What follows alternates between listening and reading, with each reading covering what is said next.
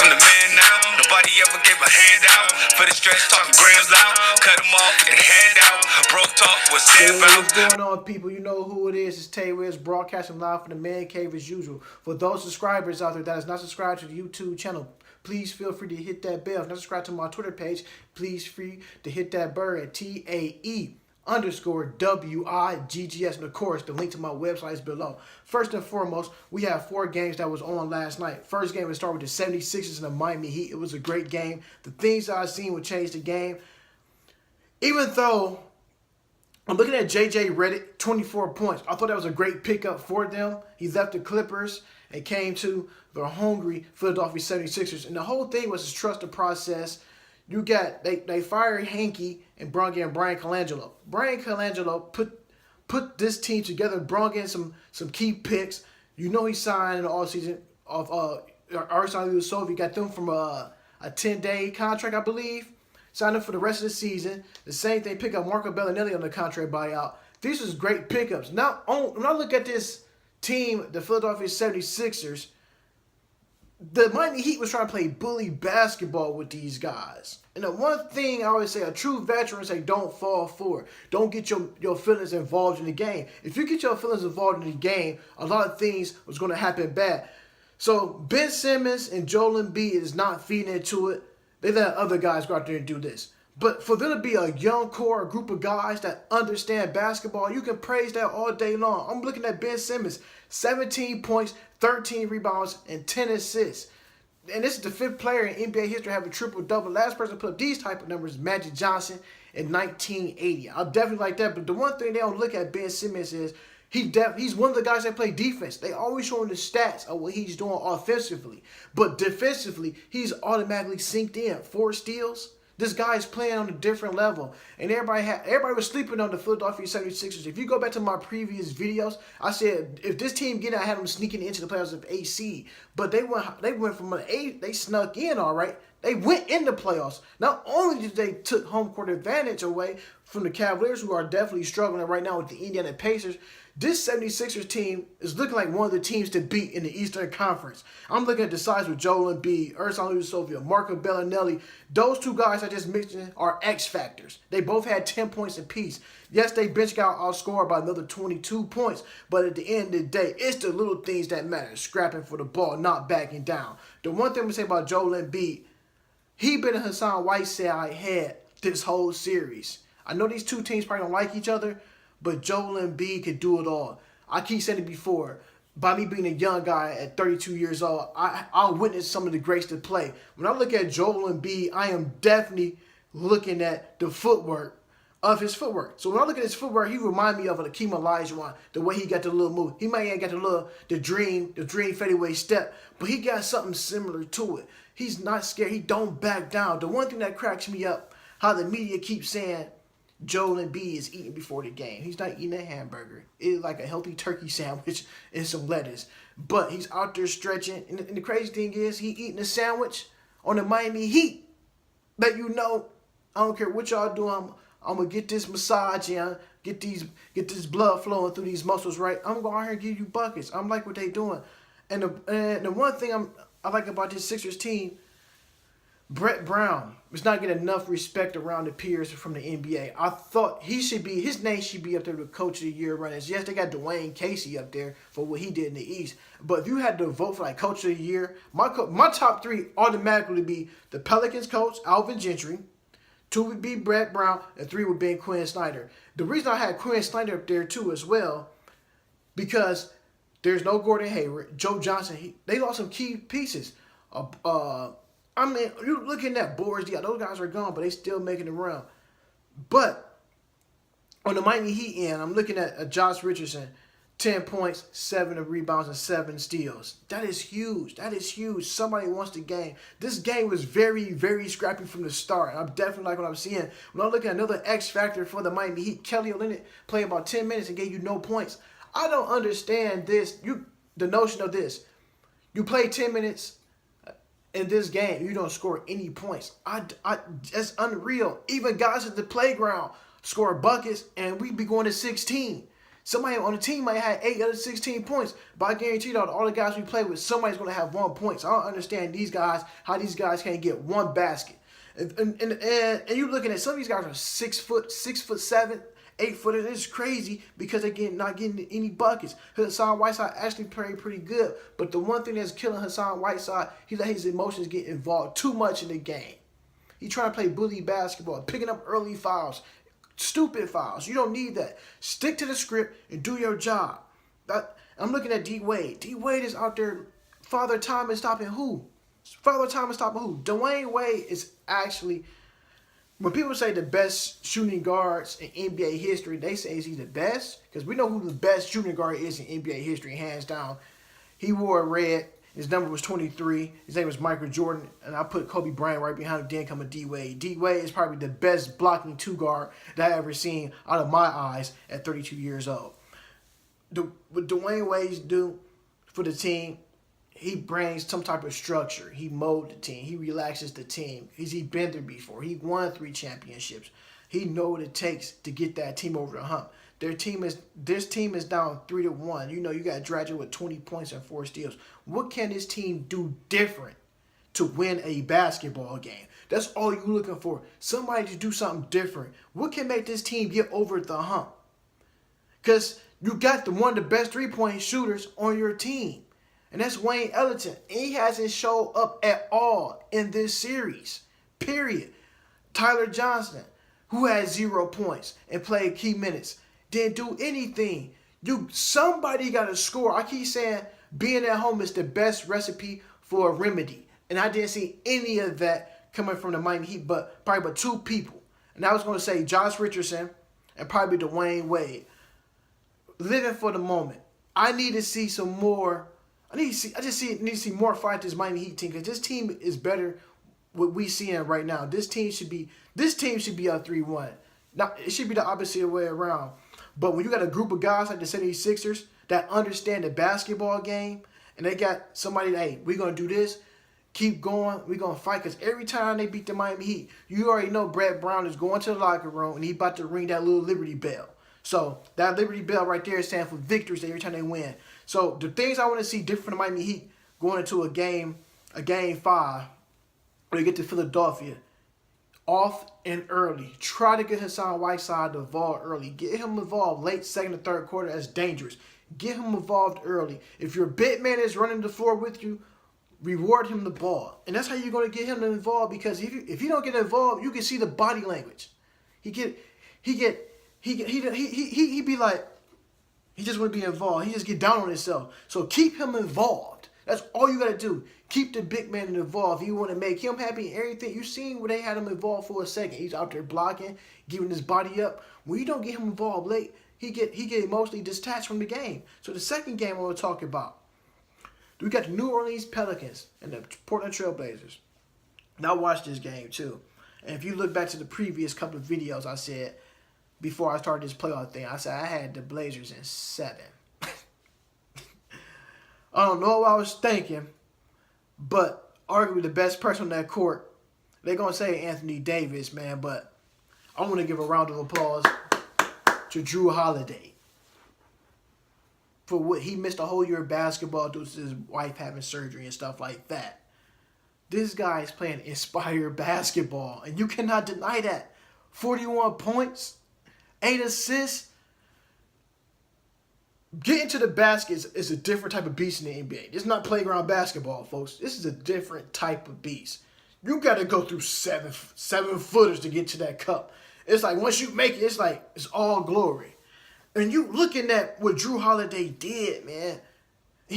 And nothing to discredit away from the Portland Trail Blazers, but what I recollect was a couple weeks ago, these guys then sat down, C.J. McCullough and Damian Lillard sat down with Chris Hayes on ESPN.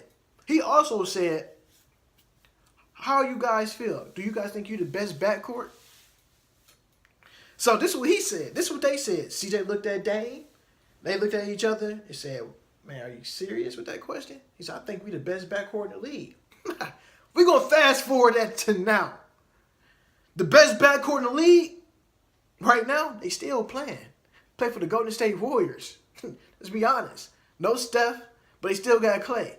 But y'all the best backcourt in the league, right? How is it every time you look up that Damian Lillard is not showing up? I don't want to hear about. We know he just had a baby and stuff like that, but the baby don't travel on the road with you. So somebody got to play. You got to step it up. CJ McCollum actually played great basketball, but the person we needed to step up, you're looking at Dame time not stepping up, certain people, they looking for answers. They are looking for answers. There's no way that this team should have got swept out of the playoffs. No way. No way. And when you're looking at what Holiday did, man, wearing CJ McCollum down in this series. Not only guarding CJ McCollum, he was going back and forth guarding Damian Lillard. They was frustrating on him. And the one thing about a good point guard like a Damian Lillard, you got to put a body on him. Take him off his rhythm. Because I call these guys the guys who hate to be touched, pretty guys on the basketball floor. The pretty boys. So you go to a playground, you start touching these pretty boys, the first thing is, hey, man, you're going to start doing this, wiping off you. Don't touch me. You got to give them a little touch. Let them know, yeah, I'm here with you. I'm staying with you. Oh, yeah. Oh, yeah, I'm staying here with you. So when you do stuff like that, they don't like that. It takes them out their game. They're going to think, come down the court to basketball, what are you going to do next? So you got them out of their game. So now they're taking crazy shots that they don't normally take. When I'm looking at Anthony Davis, 47 points and 11 rebounds, probably the best big man in basketball, probably a close two would probably be DeMarcus Cousins. When you looking the way this team is playing without DeMarcus Cousins, I'm letting you guys know I've been doing this for quite some time. This team, the New Orleans Pelicans, was ranked 29th in pace of speed. But like I keep saying, since DeMarcus Cousins went down with that injury, their pace of speed went from 29th to number 1 in the league. They's playing on that level with the Houston Rockets, with the OKC Thunder, with the Warriors. You looking at the way this team can run with them. Does this team have enough firepower to beat the Warriors?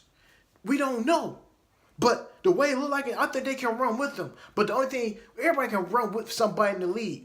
Can this team run with the Warriors? Not only run with them, can they score with them? That's the whole question everybody want to know. They keep saying the fast pace. But the whole thing is, can this team score with that big dog, them two top big dogs, them Houston Rockets or the Golden State Warriors? That's yet to be seen. I thought a fabulous pickup was Nikola Mirotic, 10 points and 11 rebounds. The fun fact is, ever since he cut that beard, they 8-0. Well, they 9-0 now. Since he cut the beard off, he 9-0. Because at first I didn't recognize who he was. But who this? I said, this ain't Omar Sheik, is it? Nah, it's Nikola Mirotic. He set picks. The Bulls gave him away for nothing. But praises go to Alvin Gentry and his boys. I'm leaving out one person, man, who I thought. It's two different type of people, man. He's like a Gemini. He's a yin and a yang. Rajon Rondo. You got your good Rondo regular season. You got your bad Rondo playoff season. The bad Rondo is he's going to irritate you.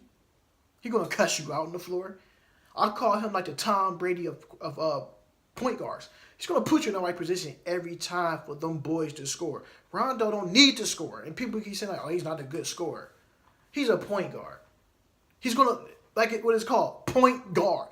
Put you in the right position. I'm going to point there. I'm going to point here. I'm going to point there. I want you to go here. I'm going to move you out the way. I wanted to get you to different spots. I wanted to get you to different spots to do stuff like that. I want you to see what I see on the floor. 7 points. I don't care about the points. I'm looking at the little stuff Rondo do. 7 rebounds. That's great. 16 assists. So you already know with them 16 assists, somebody scored off them assists. That's $1.60 in the hood. You call he dropping a dime. Now, I'm liking that. Ejuan Moore, 14 points in CJ McCollum's face.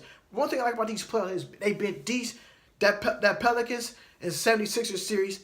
Those been the feistiest series that I've seen so far. That these teams want to win. They playing for something. They playing for a passion. They playing for that ring. They playing for that Larry O'Brien trophy. There only can be one champion. When I go down, I'm looking at this stuff. Africa Mino, the chief. Everybody know he's a prince from Africa. I'm still dropping gems on you guys. 27.6 rebounds. I'm saying this right now. If LaMarcus Aldridge would have stayed with the Portland Trailblazers, what was this series would have been? Y'all tell me. Because it's a sweep. I think this series probably be easily Portland. probably up 3-1. That's just me. That's what I'm thinking. If LaMarcus Aldridge would have stayed there in Portland, because they had the pieces, they had a team. Who would have known? But we don't know. You got Nurkic, 18 points and 11 rebounds. Another big man, stay in foul trouble a lot. He can't play all the minutes because he's always in foul trouble. Anthony Davis runs that court. I think he's saying, man, Anthony Davis was a 6'2" point guard come out of Chicago. And the one thing he keeps saying that Jim Calipari got him. But the first guy who got him, and the guy in Cleveland, Ohio, because I was still living there, he'd go by the name of Gary Waters, who doesn't coach the Cleveland State Vikings. Went up to Chicago and offered Anthony Davis a college scholarship to play for the Cleveland State Vikings. A 6'2" point guard, folks. Go do your homework on that one. I'm dropping gems on you. Go do your homework on that one. A 6'2" point guard, Anthony Davis Jr., was going on his way to Cleveland State. He grew a couple more inches. Then Jim Calipari came and got him from Kentucky. So we're going to nip that in the bud. And the one thing I wrote down bench points. The Pelicans had 12 bench points. The Blazers had 6. That's unacceptable. We got to do something about them bench points. Teams got to get it going because only but so much starters can do. When the reason I circle these bench points because this winner of this series go on and play the Warriors, I believe. And your bench had to step it up against the Golden State Warriors. If none of these guys and the starters don't score, I guarantee the Warriors are going to blow you out because you got to have a strong bench and a supporting cast for a team like the Golden State Warriors. This team is a different breed. Not only they got 4 All-Stars, but they got 3 out of their 4 of their starters can light it up. So that's what you need to do. So like I said, Pelicans won that game 131-123 with the Blazers. Dame time. It's officially up. As Huncho Quavo say, they got to go home that way. They got to fly from New Orleans back to Oregon. And that's a long flight. That's a quiet. I wonder what they listening to on their headsets, on their iPods and stuff like that. I wonder what they listening to. You got to go home, but you got to get the hell up out of here. That's probably what they listening to right now. Third game, the Houston Rockets and the Minnesota Timberwolves. Man, Minnesota finally won a playoff game since 2004. My favorite player, everybody know, is Kevin Garnett. And the last time he won a playoff game was 2004, but that was my senior year of high school. I remember that he was the MVP of that regular season. And you know what I'm saying? And just for them to get back there, and his coach was Flip Saunders, just for them to get back into the playoffs, Flip is gone. Rest his soul. By the way, he's an Ohio kid as well, too. So I show nothing but love to all my Ohio guys. I'm looking at this team got to believe. Not only did Jimmy Butler play a great game, 28 points and 7 rebounds and 5 dimes.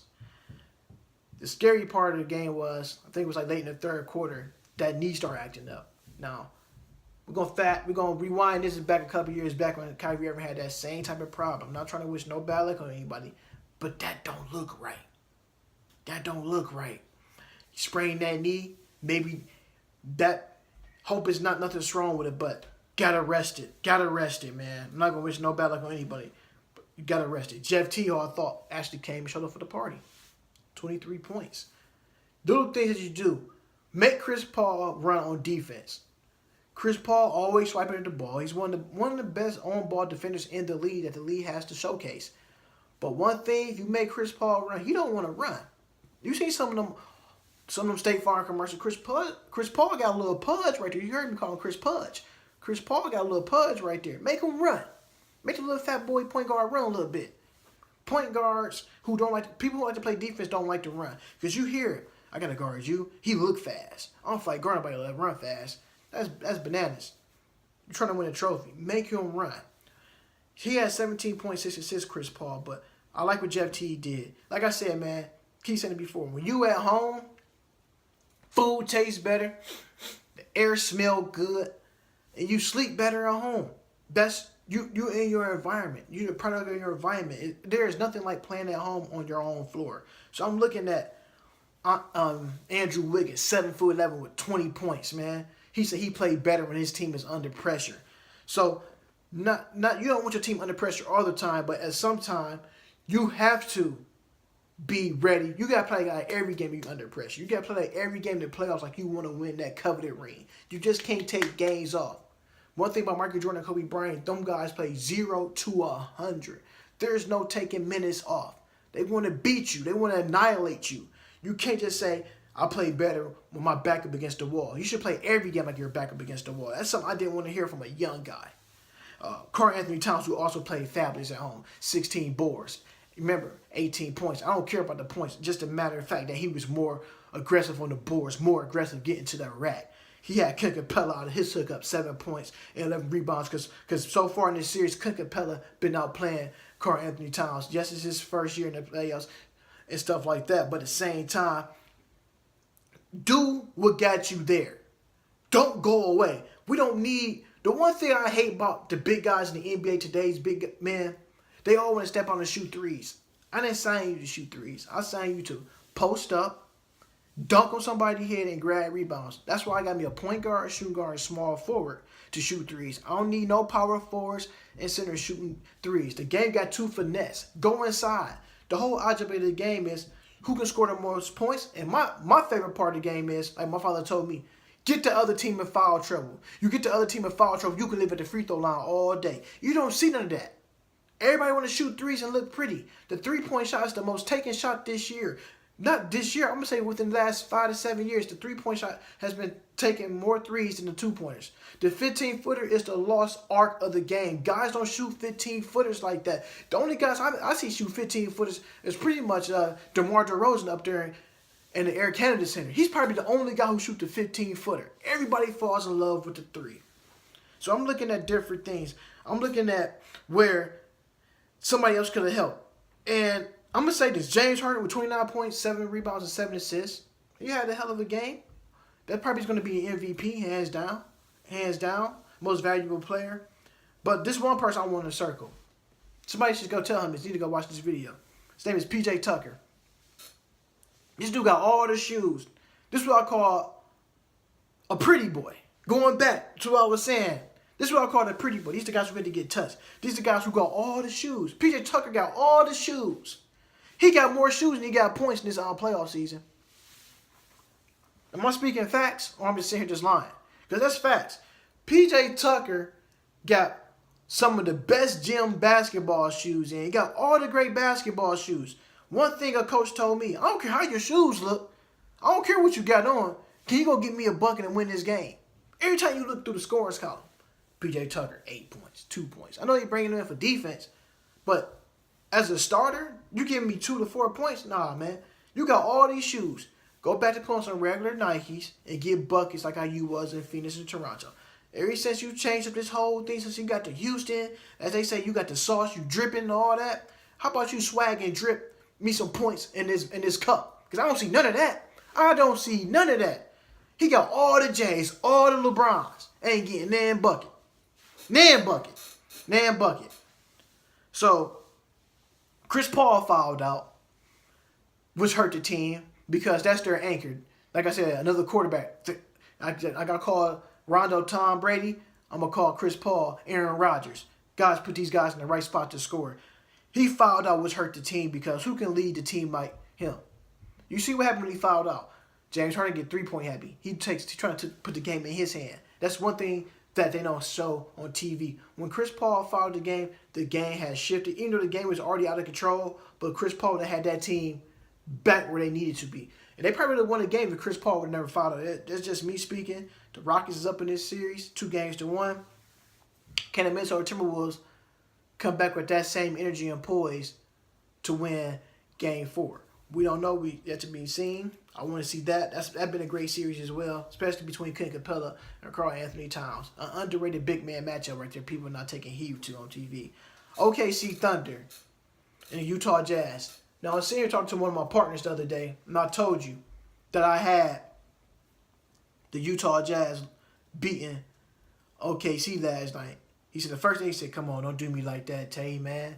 Just because your boys lost. I said, no, man, this is what I see.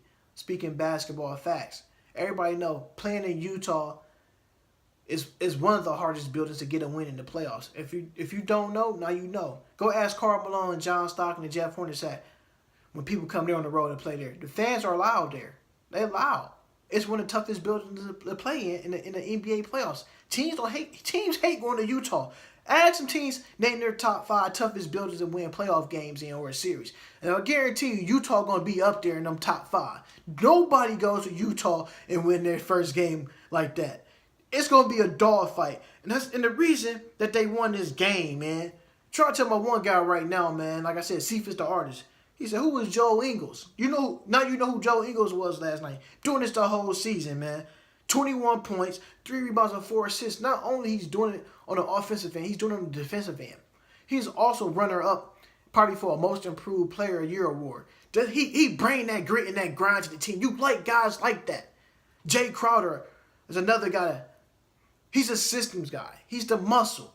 Don't take no slack. Yes, he didn't play like in Cleveland because it's a different role playing with LeBron James. When you in the system, you play more comfortable. He's playing free. He can play the basketball that he has to play what got him there. When I'm looking at Joe Ingles with 21 points, not only 21 points, he was getting some of these buckets on Melo and Paul George. Paul George is your premier defender in the league. I'm looking at a Derek Favors. 11 points, 5 rebounds. And the reason I bring up Derek Favors because he's been outworking Steven Adams this whole series. But nobody's not mentioning that. This is why I got Tate Wiz live for the Man Cave so I can mention this to you guys to show you what I see. Because you might not see what the players talking about because they're going to bring out the stars. But Derek Favors been wearing him,